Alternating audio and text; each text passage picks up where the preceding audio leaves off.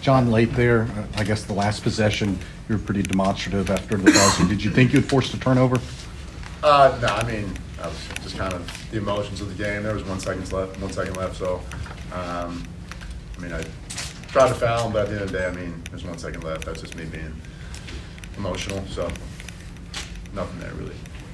Rex, last time that you guys were in the dome, that you got rebounded them, and it seemed like today they sent some more guys to the glass, and they maybe some trouble with rebounding the ball. Could you just address that? Yeah, I think they were hungry after that win. You know, they've been on a pretty good streak right now. They were aggressive. I think we were two great offensive teams tonight, just going at it. They made more shots than we did, but I don't think it's anything negative on us. I think we definitely need to defend better individually, and I think that's what's going to be a huge emphasis for us coming up this Saturday. John, it seemed like, as I'm looking at it here, that 8-0 run right there, 70-70, and then it gets away. What went on during that stretch, and how disappointing was that? Yeah, I think the thing was, they were making some tough shots. It sounds like a broken record this year, but I mean, hey, you got to tip your cap. Elijah Hughes made some really tough, fadeaways. Boeheim hit a couple. I thought we were getting good looks.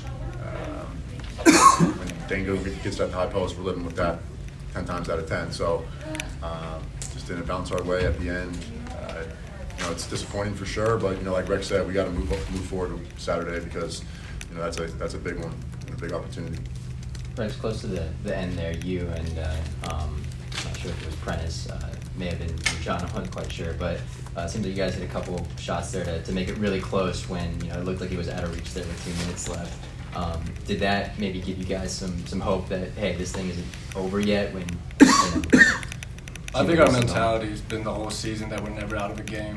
I think we showed that against Toledo, because when it seems like we're out of it, our team just has the tenacity to keep on fighting, and that's why I love this group. This is, if not my favorite group, my 5 years being here, just because of that mentality. So we don't believe there's a game that we can win. Of course, the ball's bounced a couple times the wrong way, but we can't look at that with a negative view.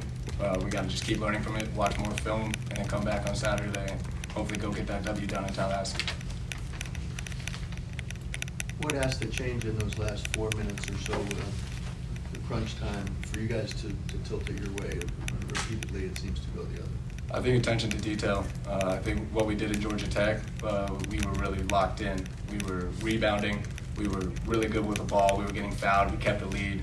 And it's ultimately, a few of our games in the league play have been them just making really big shots. And it's hard to say that's bad defense because they're making long shots, fadeaways. So even though that is happening, we still need to be better, maybe force a different look, maybe a double team, but I think we're going to figure that out in this next week. John, Syracuse is a pretty perimeter-oriented team. Were you surprised that they were around the basket, they scored around the basket, and they tried to score around the basket as much as they did today? Yeah, I mean, when we played them up in Syracuse, they hit a bunch of threes on us. So that was certainly a point of emphasis going into the game. We had to, guard the arc and, make guys put on the ground. So, yeah, I mean, again, when, their guys are fighting too. So, the big fella had a good night.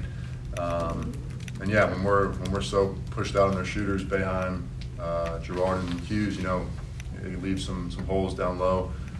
That starts with me. I gotta be better, on the defensive side of the ball.